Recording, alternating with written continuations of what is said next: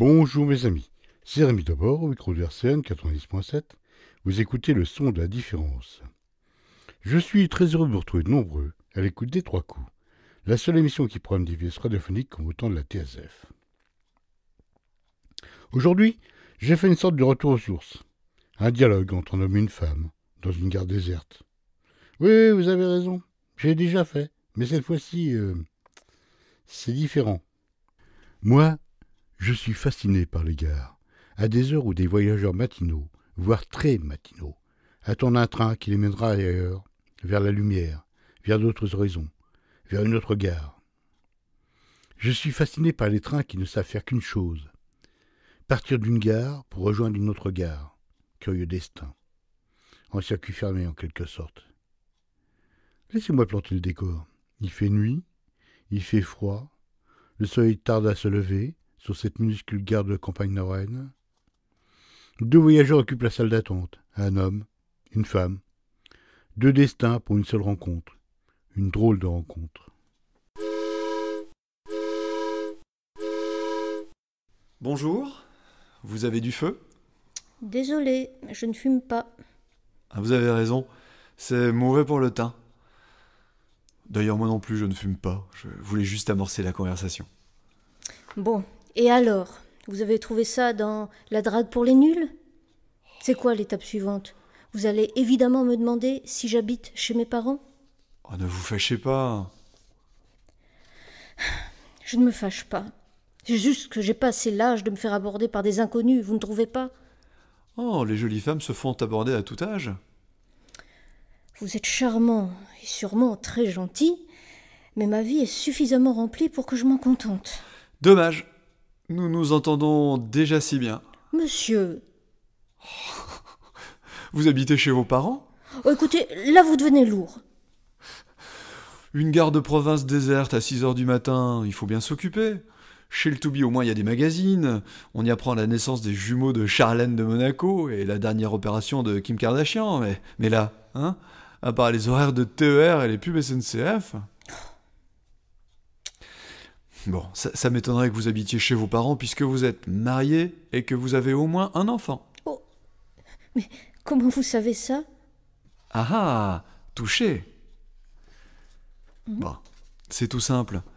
Vous portez une alliance et vous avez un porte-clés avec la photo d'un gamin accroché à votre sac.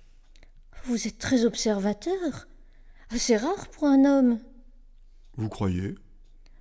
Écoutez, généralement, les seules choses que les hommes voient chez une femme, ce ne sont ni son alliance, ni son porte-clés. Rassurez-vous, je n'ai pas observé que ça. Oh, je n'en doute pas. Hélas, les vêtements d'hiver ne sont guère propices aux pratiques habituelles. Il nous reste toujours l'imagination et l'espoir d'en découvrir plus un peu plus tard. Les trains sont bien chauffés de nos jours. Vous allez où?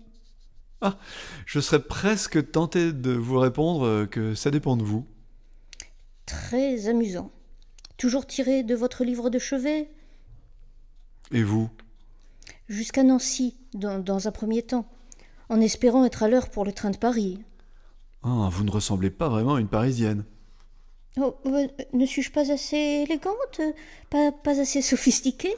Pas assez désagréable surtout. Ah bon? Vous trouvez les Parisiennes désagréables? Pourtant, elles sont généralement belles, libres et prêtes pour l'aventure à ce qu'on raconte. Oh, si l'on doit croire à tout ce qui se raconte. La Parisienne est un animal de compagnie dont la compagnie se paye généralement très cher. Je préfère de très loin les provinciales. Elles sont parfois rudes, souvent prudes, toujours réservées, mais jamais sournoises. À quelques rares exceptions sans doute. Oui, de bien bonnes filles, en somme, qu'un homme tel que vous saura, à coup sûr, circonvenir en quelques phrases éculées qui sauront éblouir la douce ingénue et lui faire perdre la tête. Enfin, il est tellement rare pour une provinciale de rencontrer un bel homme doué d'humour et de conversation. L'homme rural n'a ni l'un ni l'autre, c'est bien connu. Quelle diatribe! Oh, vous pourriez à coup sûr faire illusion à Paris, très cher. Une langue bien pendue fait florès à la capitale. Devriez vous y installer, vous y auriez de l'avenir. Dites, vous ne m'avez pas répondu tout à l'heure. Où allez-vous? À Paris. Vous écoutez Radio Carré Nancy sur 90.7. Vous allez à Paris? Quel curieux hasard. Dites-moi, combien peut-il y avoir d'habitants autour de cette gare perdue? 5000? 6000? Bon, alors, combien d'entre eux prennent le train à cette heure matinale? 2? Et quelle est la probabilité que ces 2 voyageurs suivent la même direction? Oh, mais je peux vous montrer mon billet si vous le désirez. Mais non, allez, je vous crois sur parole. Je veux bien admettre que le hasard est parfois bien espiègle, ou bien pervers. Bon, je ne vois pas où se situe la perversion. Dans ce cas, 2 voyageurs se rencontrent sur le quai d'une gare. Il fait froid, il fait nuit. Ils font connaissance, échangent quelques mots sur un mode anodin, et découvrent que leurs destins se rejoignent pour quelques heures de plus. Quoi de plus innocent que cette situation? Et quoi de plus sournois que votre abordage fallacieux? Quoi? Vous m'en voulez encore de mon innocent subterfuge pour vous aborder? Oh, la prochaine fois, j'en resterai aux banalités météorologiques. Tenez. Il ne fait pas très chaud pour la saison, vous ne trouvez pas?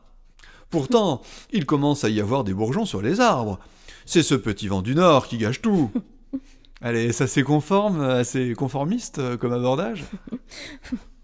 Allez, excusez-moi si je vous ai froissé, mais convenez quand même.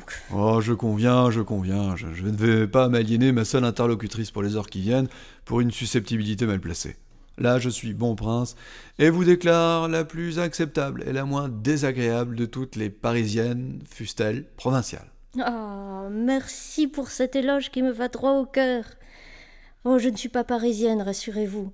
Je m'y rends seulement par nécessité. De passage, en quelque sorte. Non, j'habite la banlieue. Depuis ma fenêtre, je vois des champs. Il m'arrive même d'apercevoir des vaches. Je suis un pur produit de notre campagne lorraine, même. Je suis née tout près d'ici, dans un petit village. Vous connaissez la région? Non, pas vraiment. Moi aussi, je suis de passage. Un vrai citadin. Si je ne sens pas l'odeur des gaz d'échappement, il me manque quelque chose. Ah, parisien, donc? Non, rien d'aussi grave. Non, c'est rien. Ah, alors presque aussi provincial que moi, finalement.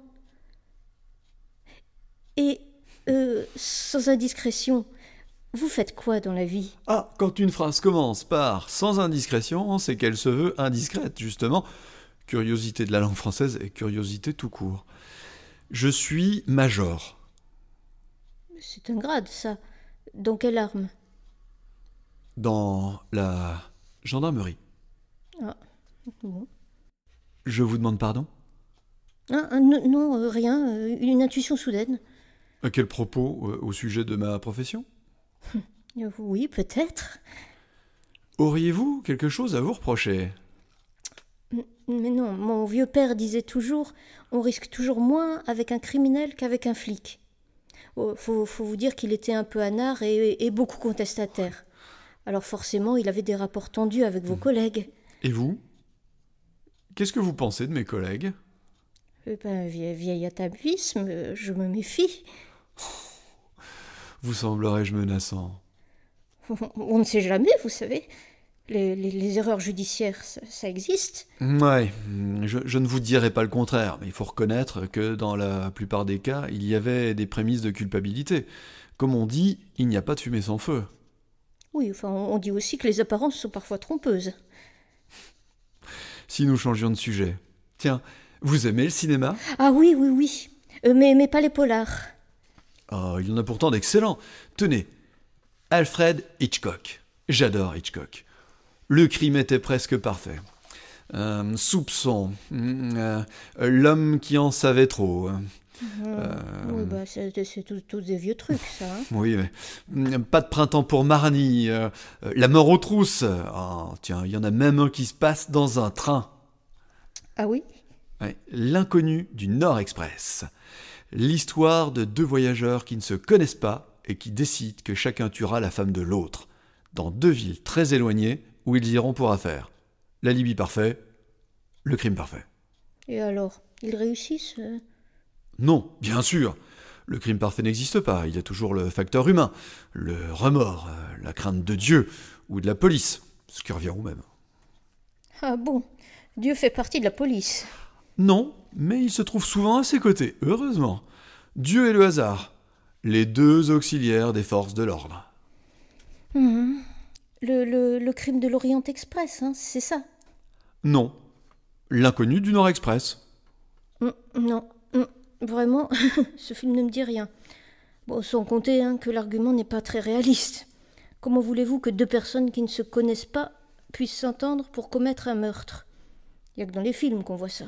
Dans la vraie vie... Oh, vous ne soupçonnez même pas ce qui se passe parfois dans la vie réelle. Oh bah, je ne doute pas que vous viviez des choses surprenantes. Radio Carré Nancy, le son de la différence.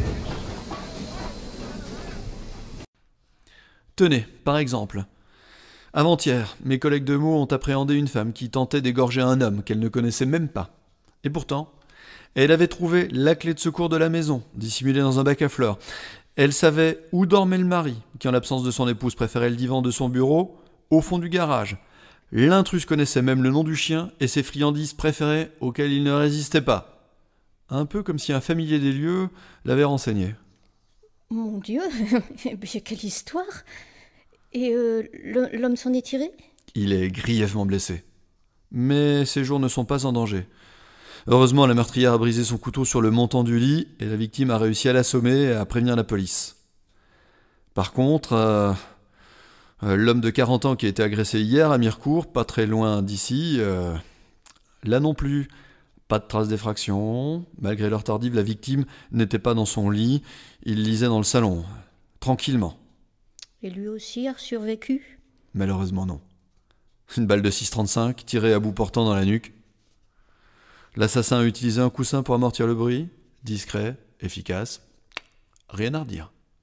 Pauvre homme. Et c'est là que vous allez rire. Devinez qui est ce pauvre homme. Le mari de la suspecte de Meaux. Fameux hasard, vous ne trouvez pas? Et devinez qui est l'épouse de la victime de Meaux? Bon, nous y voilà. Depuis le début, je sentais bien qu'il y avait un loup. Intuition féminine, en quelque sorte. Loin de moi l'idée de vous piéger. On gagne beaucoup de temps parfois en devisant au préalable. Oui, enfin, quand même. Je trouve ce procédé quelque peu sournois, vous ne trouvez pas? Flinguer un homme sans défense par derrière pendant qu'il regarde la télé, ça, c'est sournois. Mais vous ne savez rien de cet homme. D'après ce que je sais, vous n'en savez guère plus que moi. En fait, vous ne savez que ce que l'autre suspect a bien voulu vous dire. Ce fut une longue conversation, croyez-moi. Suffisamment longue pour que deux braves mères de famille sans histoire décident de devenir des meurtrières. Comme quoi, parfois, d'innocents bavardages peuvent s'avérer dangereux. À genoux. Ah! Voilà donc l'arme du crime.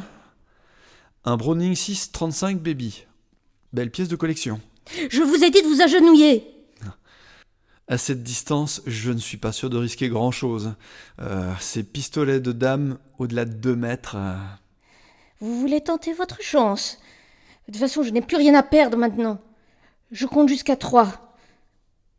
1, 2... Si vous aviez vraiment l'intention de tirer, ça serait déjà fait. Croyez-moi, les vrais assassins comptent rarement jusqu'à 3. Ils tirent d'abord et discutent ensuite. À genoux! Posez ce pistolet. N'aggravez pas votre cas. Si vous tirez, même si vous me ratez, ça sera tentative de meurtre sur un représentant de l'ordre, ajouté à vos précédents exploits. Meurtre et association en vue de commettre un homicide. Vous en avez déjà pour 15 ou 20 ans.